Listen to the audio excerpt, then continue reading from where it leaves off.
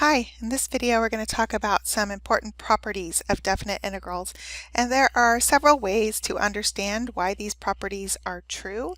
We are going to focus on understanding them based on the definition of the definite integral. Alright, so the first thing that it says here is for integrable functions f of x and g of x. So what that means is that for some interval a to b, both the integrals from a to b of f of x dx and the same for g of x, that those integrals exist. So that means that if I think about the function, it meets the criteria for the definition. The function has to be defined on the interval a to b, and I have to be able to partition the interval a to b, choose points in each subinterval, substitute those into the function, form the Riemann sum, take the limit as the norm of the partition approaches 0, and that limit exists and is the same for all choices of partition and all choices of points. Alright, so there's a bunch of properties here, and I've basically written down sort of one side of each of these properties, and if you look in your textbook, you'll see something on the other side. So for all of these, I want you to focus on kind of what's different on each of those as compared to the original integrals that we're talking about here. Alright, so on this first one, what you should notice is that these limits of integration are backwards. And so thinking about what that means in terms of the Riemann sum, when you think about the Riemann sum, we're partitioning the interval from a to b, and we calculate the delta xk by taking the right endpoint minus the left endpoint, so we get the width of each little subinterval. But when I have the interval backwards, essentially all the delta xk's will be calculated in the opposite order. So that's going to change the sign on all the delta xk's, and then when I add them all up, that's going to change the sign on my sum. So this property says that it is equal to the opposite of the answer you would get when you do the integration in the usual order. All right, so when I switch the order of the endpoints, that changes the sign on the answer that I get for this definite integral. All right, for this next one, notice what is different. What is different is that instead of going from a to b here, I'm really just going from a to a. And so if I was going to draw a picture of what that looked like, I'd have my function and my interval would just be from a to a. And so essentially the width of this interval is 0. And so when I take width times height, I'll have 0 times the height, and I will get 0. Sometimes this is called the zero width interval property. You can see why when you look at the picture here. Alright, and basically you should know these properties of definite integrals and you can memorize them, but it's easier if you just kind of think about why they must be true. Then it doesn't really feel like memorization, it just feels like it should be obvious what that is. Alright, for this next one, I've got this c in here, and generally in math, if it's not denoted otherwise, we're going to assume that c is a constant. And so when I think about the Riemann sum definition of what would be happening here, I would take my interval a to b, I would partition it up, and I would form a Riemann sum where I have my points plugged into the function c times f of c sub k times delta xk, and so I would have that Riemann sum, and I would take the limit as the norm of the partition approaches 0. But remembering that this is really a sum, and when I have a constant that is times every single term in my sum, what I can do is rewrite that with that constant factored out. And so if I factor that constant out and then I think about the value of this Riemann sum and take the limit as the norm of the partition approaches 0, provided that limit exists, I'm going to end up with c times whatever I get for that limit. So in terms of the integrals, the property that you'll see in your textbook, it's got the c pulled out front of the integration sign here. And the basic idea though is that you're just factoring it out of all those terms in the sum. Alright, the next one here is I'm integrating the sum of two functions, f of x plus g of x. And so really just thinking about that a definite integral is a sum, and provided that sum exists, you can just basically rearrange the order of the terms and you should end up with the same sum. So I can rearrange that so that I can just do all the f terms first and then all the g terms. And I basically separated this by just rearranging all the terms using some commutative and associative properties of addition. All right, property E here is about a function, just one function, f of x, and I have that function integrated on some interval a to b, and then also on some interval b to c, where c is some other constant. And so if I think about that, the first integral would be this sum that I just drew there. The second integral would be the sum of the function outputs from b to c, and provided both of those exist, you should be able to just look at this picture and see that you should get the same answer if you just integrate all the way from a to c. And we'll use that property actually both ways, sometimes where we have two separate regions that are next to each other, adjoining at a value b here in this picture, and we want to just collapse that into a single integral. But then other times maybe we want to split it up into two separate integrals for some reason, so we'll use that property that way sometimes too. All right, this next one has a lot of stuff going on here. It talks about the function. There's a lot of different pictures I could draw here, but I'm just going to draw a kind of simple function, maybe sort of looks like a sine wave or something shifted up here. I made it positive just so it's a little bit easier to think about, but this works certainly if the function is negative as well. And then it says that this function is between some constants m and n.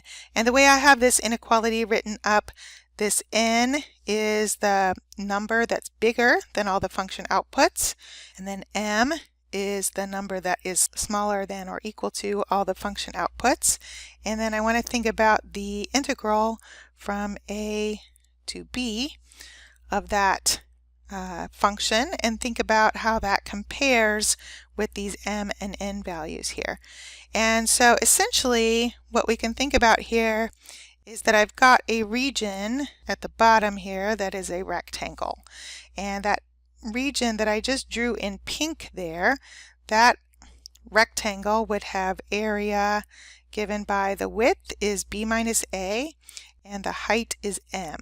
And then I have another rectangle with height n, so the same width but height n. So if I think about that blue rectangle that I just drew there, that one would have area, height is n, and the width is b minus a.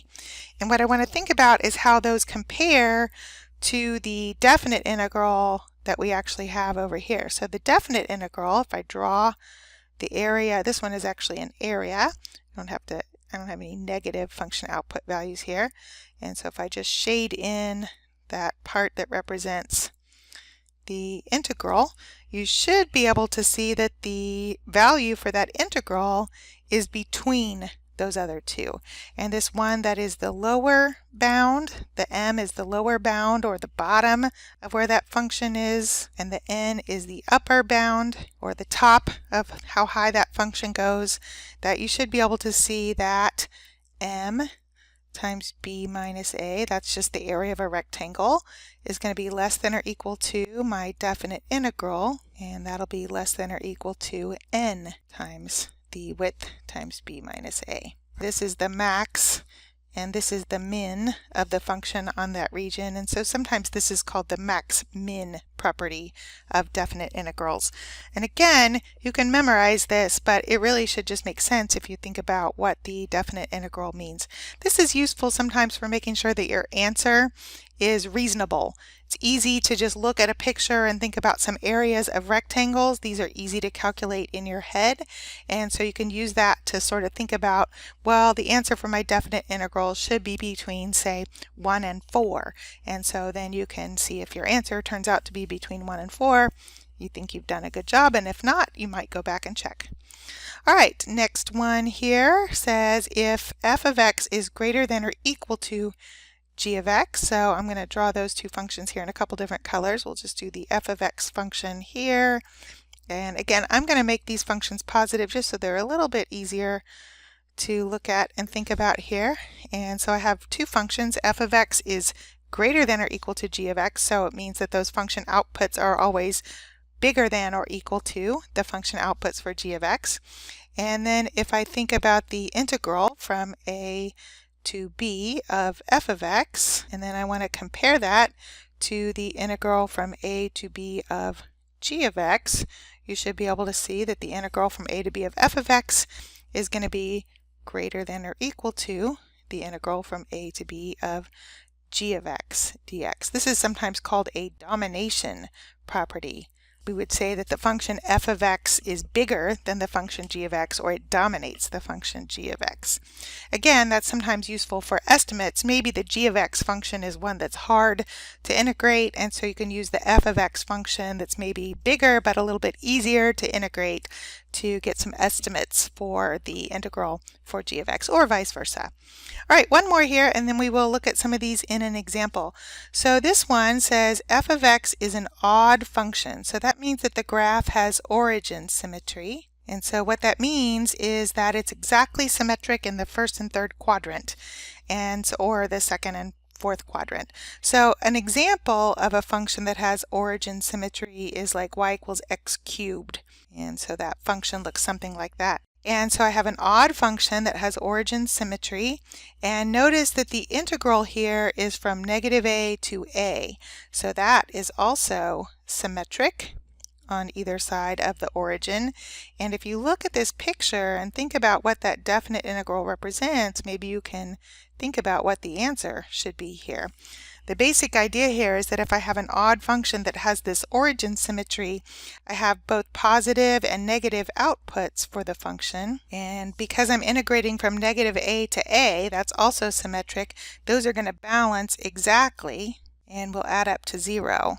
So this integral is going to be 0. All right, so that's handy to notice sometimes if you have an odd function. All right, let's look at some examples where we are using these properties to evaluate some definite integrals. All right, so I have an example here with several different parts, and on this last part I noticed after I typed it that I actually had a typo. What I meant to type on this last part was the integral from 3 to 0 of f of x dx in that order. So I'm changing that problem because that's what I meant to type for that one.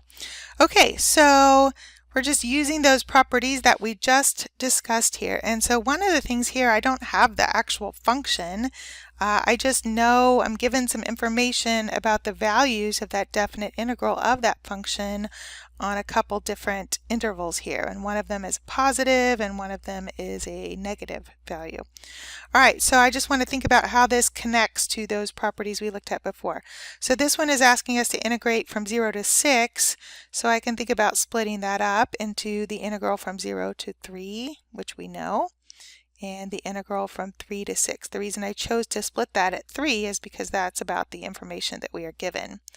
All right, and so this one is 4, and this one is negative 2, and so 4 plus negative 2 is 2. All right, on this next one, I have this negative 6 that's here. I can go ahead and factor that out, and so then I have negative 6 times, this is one of the ones that was given, that is 4, so negative 6 times 4 is negative 24. You don't necessarily have to write out the step here of splitting that up or factoring the 6 out. You could go right to the last step that I have here and calculate, but I'm just writing that here so you can see why that works or how that works the way it does. All right, for this next one, I'm going to go ahead and use the property about splitting into two separate functions. So I have the integral from 0 to 3 of f of x dx, and then I can split that into that integral plus the integral from 0 to 3 of 2 dx. This first one is one that we're given. It told us that that is 4. And then the second one, if we just think a little bit about the geometry here, that is the function y equals 2. That is a flat line, and we're integrating from 0 to 3. So that is a rectangle of width 3 and height 2. So that one is actually an area. 3 by 2, that has area 6. So I just used geometry to answer that part. So 4 plus 6, we're going to get 10 for the answer on this one. All right, the next one here, the thing to notice is that you have a 0 width interval. So the width of the interval is 0, so it doesn't matter how tall the f function is, that will be 0. And then this last one where I had a typo, I meant to flip around the order of the interval here and use the property that says when you flip the order of the numbers on your interval here, that's going to be the opposite of the answer you would get when you do the integration in the other order. And so this will be negative, and then we know that this part here is 4. So negative 4. All right, there's several homework problems like this. Not much to write out, so pretty straightforward problems as long as you understand what those properties are.